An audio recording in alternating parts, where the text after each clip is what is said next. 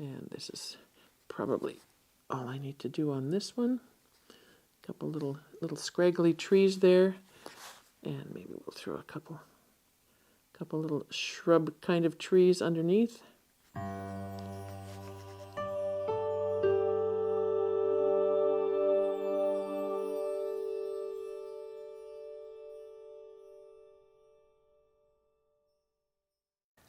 I'd like to thank the Process Art Discovery audience for joining me today. I'm Lynda Norman. I'm a watercolor artist in the beautiful province of British Columbia. Today we're working on some 4x4 miniatures that go nicely on little cradle panels. Recently I've had a lot of fun working with smaller paintings. For a while, you know, it seemed like the bigger the better. It seemed everybody wanted a large painting. And that's fun to do too, but I just love spending time working on these little paintings that fit so nicely on cradled wood panels. This is a birch panel, open in the back. I paint it, first of all I treat it with a matte medium, acrylic matte medium, and then I paint the sides and the back black. You could paint them whatever color or leave them natural wood color. It's entirely up to you. And have my little scenes, attach them with the acrylic medium as well, and I'll do another video on that. I did one a while back, but I think it's worth doing that again just because it is so much fun. But creating these little guys is just, I don't know, it's just so satisfying. They're sweet and they're perfect for little gifts. So let's see where we can have some fun with this. The miniatures are where I like to use my Levinson Goat synthetic brush. I will be experimenting with some new brushes from Levinson once I've had a chance. They just arrived yesterday, so once I've had a chance to wake them up and get them ready to go, we'll do that. But today I'm back to my trusty medium goat hair synthetic blend. I wouldn't be without it. I can do, especially the small paintings, an entire painting with just this brush. So I'm going to start on this side. I'm remembering the tendency as a right-handed person would be to start on this side, but then I have a wet painting to have to contend with. So I'm using a bit of, it's actually dirty water in my sweet little water container here, but I don't mind that. It's got some Mayan dark blue and some undersea green and some things mixed in it. I don't mind that. It just sort of adds to the background. I'm painting this on, well, I'm going to let that soak in. I'm going to tell you about the paper. I'm painting this on Magnani 1404, 100% cotton, rough. This is a 7x10 block. Blocks are glued on all sides. This one has a little opening in the corner. And if they buckle, if you let them dry, they will go right back to where they need to be in terms of being flat. Now I touched that with, for some reason I had some quinacridone rose. I picked that up with my palette. So I'm just going to blend that into the bottom and work that into my design at some point. I'm not going to worry about that. I've also used a bit of tape. I love the black solo tape from Watercolor Online. Michael Solovyev's studio. I like the black because in my studio and in my any of the shows and exhibits that I do, I like to frame everything in black just to give a consistent look that doesn't detract from the painting. And so using this solo tape in the black just gives me that that sense that it's almost already framed. And it's made specifically for artists. You can leave it on your work for, they say up to 12 days. I've left it much longer. It comes off beautifully, and it's just a great product to have in your studio. So I've taped off, so there'll be 2 little 4x4 blocks. I've measured, they fit there. Here's a little bit of extra space. I'm going to turn that around because I can let the sky go as high as I want, so I don't have to worry about that little line I put on there. And then, of course, I'm on the wrong side. So I'll put it back this way. So we'll work on this side, and we'll just be a little more conscious of where our landscapes are. So if I'm going to use this sort of idea, because I do like that. I love the blue foreground. You can think of it as an evening, a winter snowscape with the moon in the background, or it can be, you know, that could be the sun, and this could be a little lake in the foreground with a little bit of the golden sunrise, sunset coming through onto the surface of whatever that is. So lots to the imagination, and that's how I love to paint. We're all different. We all have different ways of viewing things, how we perceive depth, color, all of it. And that's the beauty of I think, of watercolor, because it can become your own very easily. It's a medium that helps you develop your own style pretty quickly once you understand your relationship with the paint and the surface that you're working on and the brushes you're using, and most often, or most importantly, the pigment and the water, the relationship between those, because that is key. So I'm just going to let that settle in just for a moment. I can see there's a bit of a puddle, and I'm going to take a paper towel and just maybe take a tiny bit of that out. This is probably, you know, where I'm going to put the horizon lines, so I really don't want a lot of pooling there. While I'm letting that soak in, I want to give a shout out to the subscribers in Sydney, Australia. Thank you so much for being here. It's amazing to me that we are able to connect around the world, and I'm just so thankful that you're here. It makes what I'm doing so much more enjoyable, knowing that I'm sharing this with people around the world, and maybe, you know, inspiring a little bit of you, you know, for taking those steps forward and developing your watercolor experience. So thank you for being here. I do appreciate that so much. All right. I think it's got that glisten to it. There's no more puddling. The paper is absorbed because it's 100% cotton. Pardon me. It will absorb the water. The cells in the paper fill up with the water. That means that they're ready to take in that pigment. They're ready to absorb some of that and work with that on the surface of your paper. So let's get going. This one has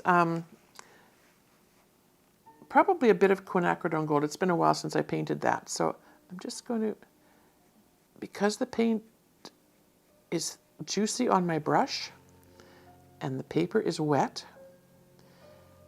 you can see how the quinacridone gold just diffuses. It is just the most luscious, glorious color.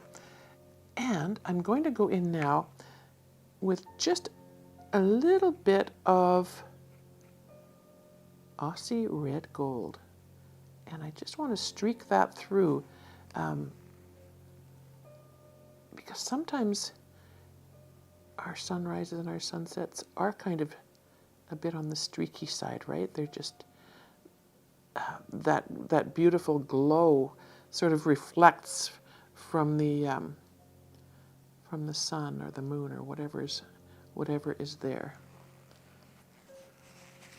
Now, I'm going to take, this is just a tube of paint. I like the size of that lid, and I'm going to wrap the lid quite snugly with some paper towel.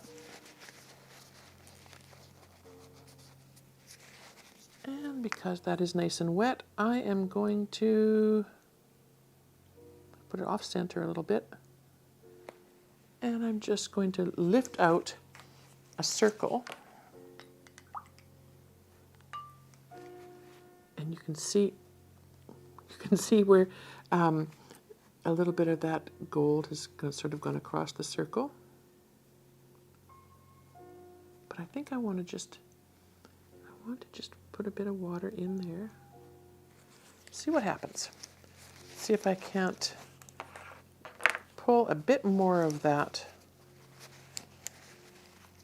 color out of that circle and make it, make sure I get it in the right spot again. There. And I'm just going to let that, there we go, absorb some of that color and water off of the surface. So that's going to give us a bit of a lighter circle. I'm going to fill that in just slightly. It's going to be subtle. And one more time, just make sure I get it in the right spot. There. I did a painting recently where I used a bit of pink and a bit of moon glow, but I think I'm going to forego the pink this time, and I'm just going to go in and try just a bit of moon glow underneath just a bit of this, just so that we can see a bit of a shadow. And because the sky area is still dampish, I can go in now with my Mayan dark blue, and I'm just going to bring that across. Bring it down into the area where the quinacridone gold was.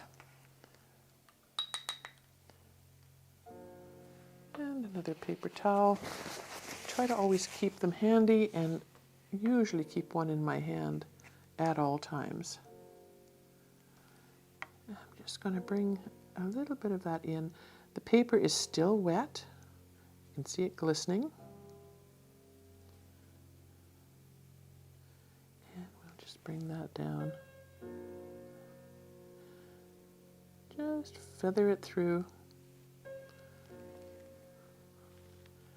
And I just want a bit more, for drama, we'll put a bit more of the darker Mayan blue in some of these areas here.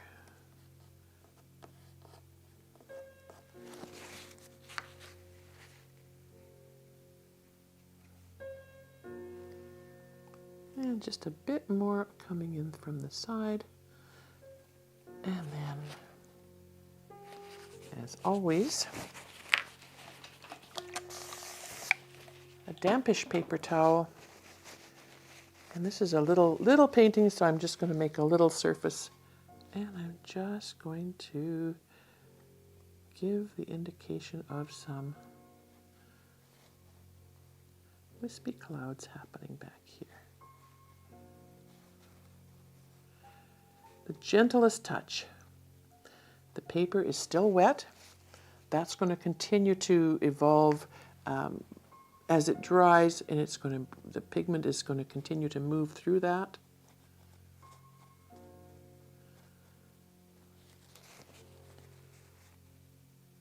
And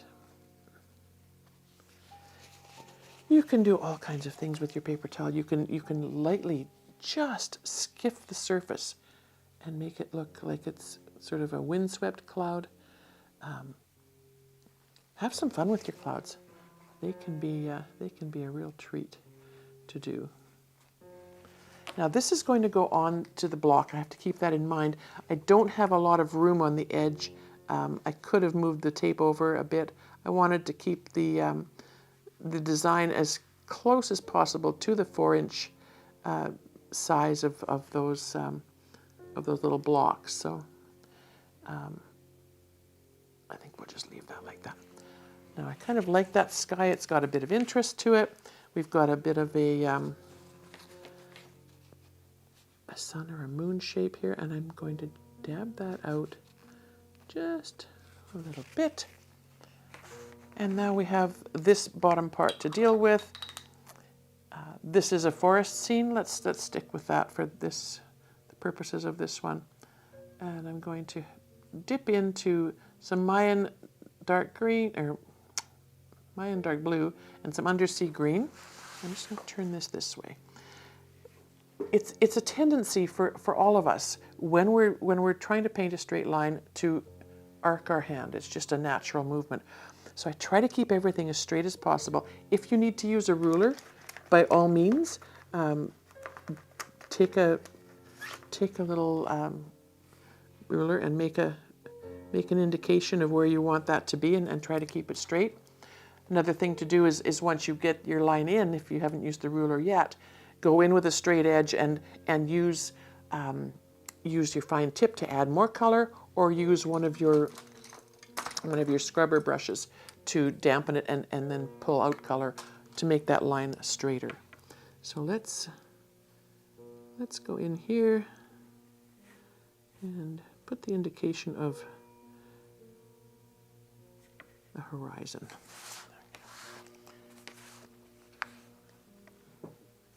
And we can put some tree shapes. We can bring in the color from the side. I love that we've still got some of this gold color along the side.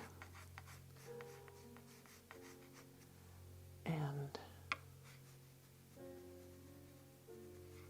it will show as a reflection on whatever this surface turns out to be.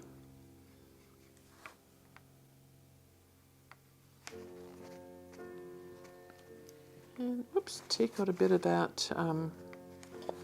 Take out a bit of that color. It seems to me like I got this side a little higher. I'm going to go back in with Mayan dark blue and undersea green and just put some tree shapes in here. Bring this one a little more forward, perhaps. The Mayan dark blue is a beautiful color to keep in the background because it does give you that beautiful shadowed, shaded effect. This beautiful little Lebanson brush is got such a beautiful little point on it that just the tip of it, you can use it just like a pen. And we've got some tree shapes over on this side.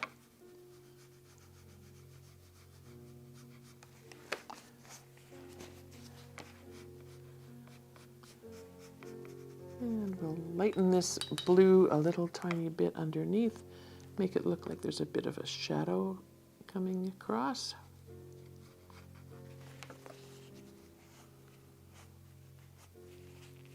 Because these are small, you don't have to put a lot of detail in. We'll just give a couple of tree shapes here. With this one, I used my brush to just indicate a tree without branches. We can certainly throw one of those in. I will use the Mayan dark blue for that, and I'm needing to just wet the palette a slight bit more. And if you're going to make fine lines and use this as a drawing tool, you're going to want to make sure that things are fairly dry. Otherwise, as soon as you touch the paint to the surface, if there's any moisture, it's going to spread out. As you can see over here, we've got our tree shapes sort of spreading out. I like that the bottom of these trees is kind of diffused down. It looks like it's formed its own shadow area. And this is the tricky part with these fine brushes, with your liner brushes or whatever, is to get the right amount of pigment and water. And this is where I like to keep a little bit of moisture just in the wells of my palette, because I don't want to dip the whole brush into that water. The brushes I use are very absorbent. They're beautiful for watercolor because they hold a great load of water and pigment. But if I don't want that, if I want just enough on my brush to be able to make these fine lines, then I need to make sure that I don't have that excess water on there. And this is probably all I need to do on this one. A couple little scraggly trees there, and maybe we'll throw a couple little shrub kind of trees underneath.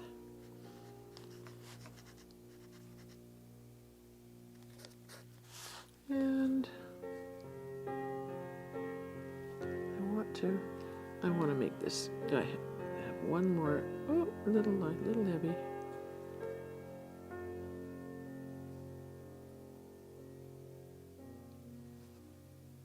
Okay, there we go. Bring him down a little further into the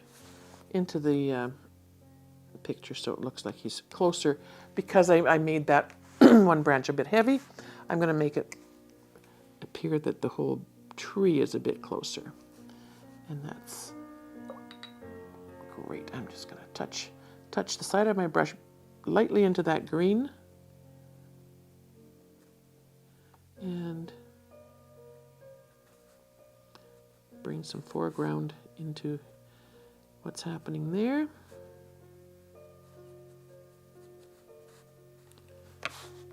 These little guys can be